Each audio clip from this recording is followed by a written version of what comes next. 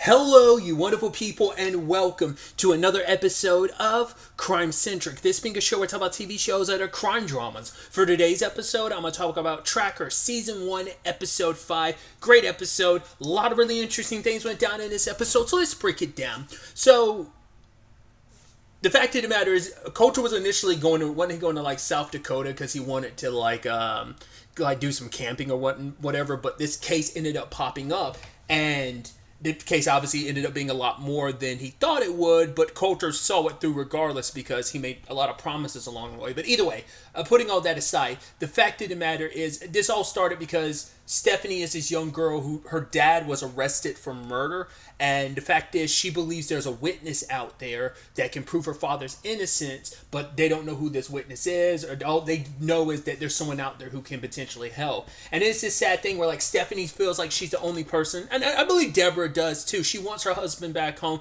She doesn't believe he's capable of this, but they've spent so much time trying to do whatever they can. Their lawyer, who's a public defender, sadly, that is that situation of, I mean, the justification could be like, right, a public defender has like so many other clients, and you won't always, I mean, they'll give you the best defense they can, but even then it's like, when you have like, it's just not the same as having like a really high priced lawyer, obviously. So it is a situation of like everything seems like it can be done, and I think it's just Deborah doesn't want Stephanie spiraling down this route of like her holding out hope for something that might not happen, because she knows it's like, it's one thing your dad's in jail, he put so much effort and time into this. I don't want you to kind of lose yourself to it. I don't want you to get your hopes up just for them to be dashed and broken, because it feels like every time we've done something, try to do what we thought was best and like try to do things correctly with your father's case, it never worked out, so.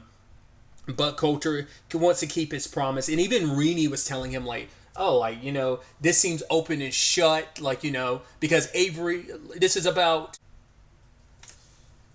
Clay, the father who was arrested. Like, him and his business partner Avery had gotten into an altercation that night, and like an hour later Avery was killed, so it all points towards Clay. There were witnesses claiming that he threatened the guy after they like fought, but Clay says later on, it's like, no, we pieced everything up. Like, obviously I knew he had some side hustles, that was his business, as long as it never like interfered with what we were up to, I was just kind of like fine with whatever. But the problem is he crossed the line, got in business with some very like shady people. That's kind of Clay's approach. Which, really quickly, the actor who plays Clay, his name is Martin Roach. I was trying to remember what the last thing I saw him in. I knew him from like Lock and Key, but I was like, wasn't there something more recently? And I looked it up, and the thing I was thinking of was Reacher. He's in season 1 of Reacher. I was like, that's what it was. I knew there was something like super, super recent. That was like 2022 when that came out, but like I didn't watch it until like a little before season 2 came out, so it so it was a lot fresher in my head.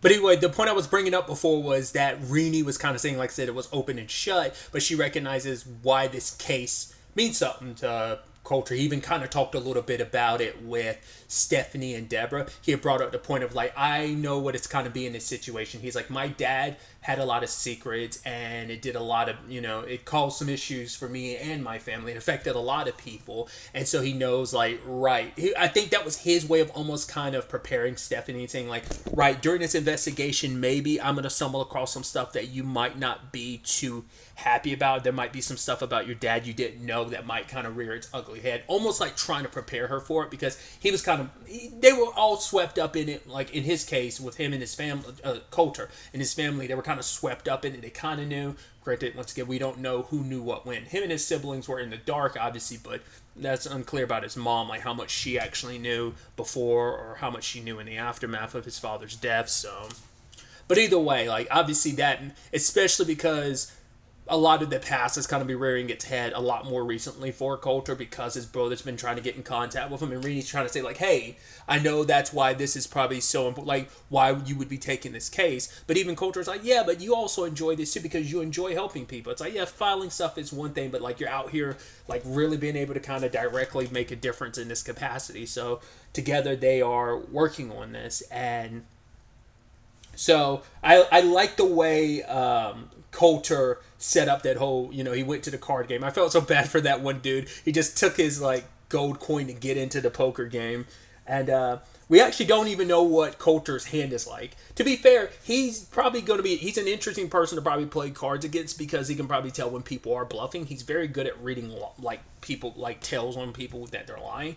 So we had no idea how that card game would have gone. But I love the whole rigmarole, like, oh, getting arrested just so he could have a closed proximity to be able to talk to everybody without them kind of getting a little fidgety or running away. And by process of elimination, he found out, like, oh, like, I talked to the other guys and I spent 2 hours with them in lockup. There's no, because when they were like, oh, make a call, I thought the call was going to be trying, because my thought, what process was, he's like, oh, I want you to make a call after 8. I thought the call was like, oh, the person most like, why would they still have the burner phone? To be, well, I'm getting too ahead of myself when saying it. Let me let you know my thought process.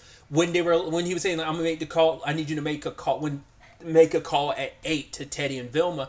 I thought it was going to be a thing of, while I'm at the poker game, who's ever burner phone like sent the message, I need you to, when you call them, it'll ring, and that's how he figure out who the person is. But it's like, but I was like, right, it's a burner phone, so they most likely got rid of it. But then I was like, but what about the fact is that they have the message that like there's a witness out there. That phone also got another message. It was about this whole poker game. But I was like, so that would mean she still had the phone on her, didn't she? But maybe it's like, no, but maybe she had set up like to receive that message on this burner phone, so it was still applied to this phone despite her having thrown it away at this point in time. That was kind of my thought process. So, but I mean, it worked out in the end. Process of elimination, because women are put into different cells from the guys. So I talked to every other person at the poker game. They didn't have any information. So process of elimination. So it turns out her name's Layla. She's not the actual witness. She knows the witness, who, because everyone bailed after Avery and Clay like had their fight. But the actual witness, Mallory, stayed behind to help, and she witnessed the person who killed Avery. But the problem is they saw her too, so she's been on a run. So not only do we now know, yes, there is an actual witness still out there, but they're like in danger too. That's why they never came forward. Obviously, they let Clay know, which I love that whole like. Because I was watching some Breaking Bad recently, and obviously the whole, like, put $1 in my pocket, okay, now attorney-client privilege. It's stuff like that, where it's like she's like give me $1, and then Clay's like, I don't have $1. It's like, Coulter, like, give him some money so he could give it to me. It's like, do we have to really go through like the rigmarole, the theatrics? It's like, it makes sense because like details like that do matter in the long run, because in the court case or whatever, those are the details that could come back up of like, no, he doesn't have attorney-client privilege because he, she was never officially his lawyer, so it makes sense. It's like those details do matter in the long run. But yeah, that gave them the protection to talk about stuff, because he's the one that told Clay about Avery being, that Mallory was Avery's girlfriend. So now the thing that immediately made me go like, well, first and foremost, it sucks that like Clay got shaped. So you're like, yeah, that's interesting. Like, how they know to come out, because that's the thing. He's been locked up for a while, so why now, just as the investigation is heating up, especially when you have, what was the lawyer's name? Latrobe. I was like, that meeting he had with Renee, like, screamed suspicious. It's not like they were even hiding it. You're like, because he was like getting all like, oh, so like, yeah, you got to keep me informed. Renee was feeling weird about it. I was like, why are you acting weird? Because I was like, I mean, he was saying like, oh, Stephanie's keeping me in the loop. I'm like, is she? I was like, that's weird. I was like, how do you know so much? And even Renee was like, yeah, you were the attorney. It wasn't like like the case wasn't like had all your attention or whatever.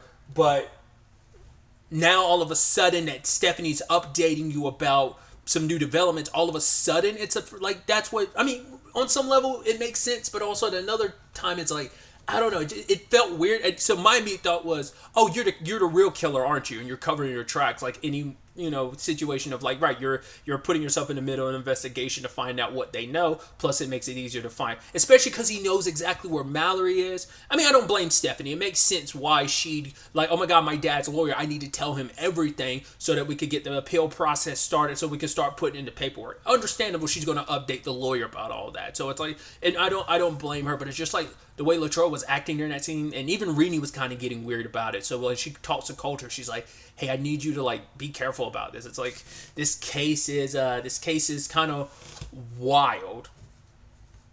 So ultimately, he ends up finding Mallory and then ends up getting attacked by someone. Turns out it's her uncle. I was like, I wasn't expecting that storyline to take that route. And even she's like, yo, either you talk or my uncle's going to basically bash your head in and he's going to get the shovel and bury it. I was like, Jesus. But yeah, it's like she's fearful for her life because it turns out the person responsible for all of this is Caesar. He's a big time criminal. Not big time, but he's a scary dude.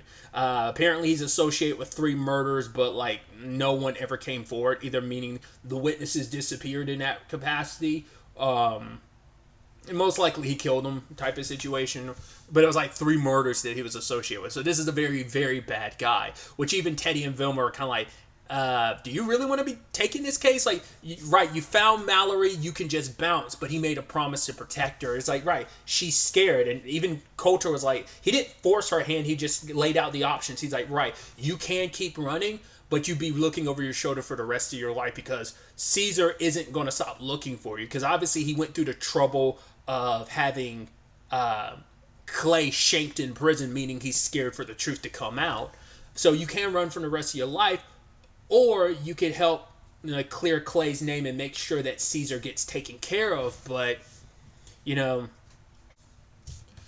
her uncle's the one that's her uncle was the one saying, like, you should do this. Because he's like, I've been scared for you ever since you showed up, ever since I found out the truth about all this. This seems like your best option. And even, and I think that speaks volumes about Coulter. Is like, right, he'd hope that she'd do the right thing and help with the Clay situation, but he also recognizes, like, right, you are putting yourself in a very dangerous situation. It is not always easy to be brave in those situations. I mean, it's understandable to be scared, but it's like, right, I'm gonna look after you. And he made a promise to her that he won't let anything happen to her, so he plans to see that through, despite Teddy and Vilma being like, you could just like hand this off, but it's like, nah, he wanted to see this through.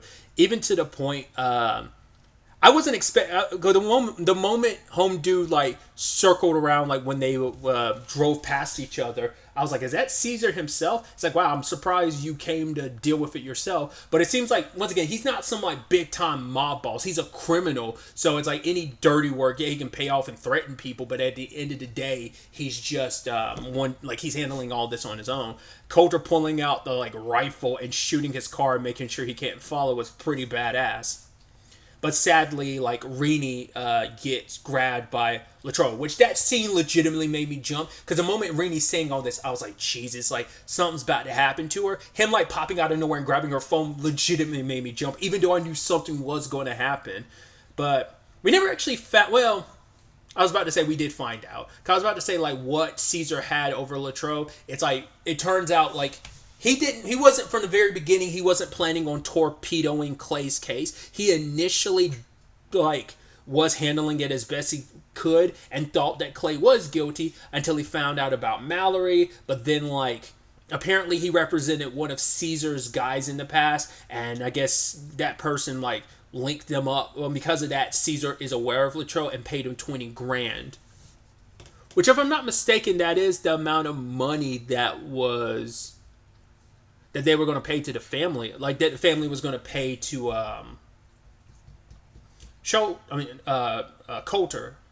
If I'm not mistaken, wasn't it $20,000? So it's interesting that it was that very specific amount of money. But either way, that's why he's working. I mean, he also knows what kind of person Caesar is. So it's like, I don't want to screw this guy over. Because I was thinking, oh, maybe he's threatening someone you care about. Didn't really come up. It's more so a self-preservation of like, right, I'm doing this. I need to do this to keep myself alive, because if I screw over Caesar, I mean, to be fair, my job is down the toilet if I screw this up, because if it gets found out, I'm definitely going to lose my job, and if not worse, Caesar will kill me. So it is a situation of, once again, self-preservation.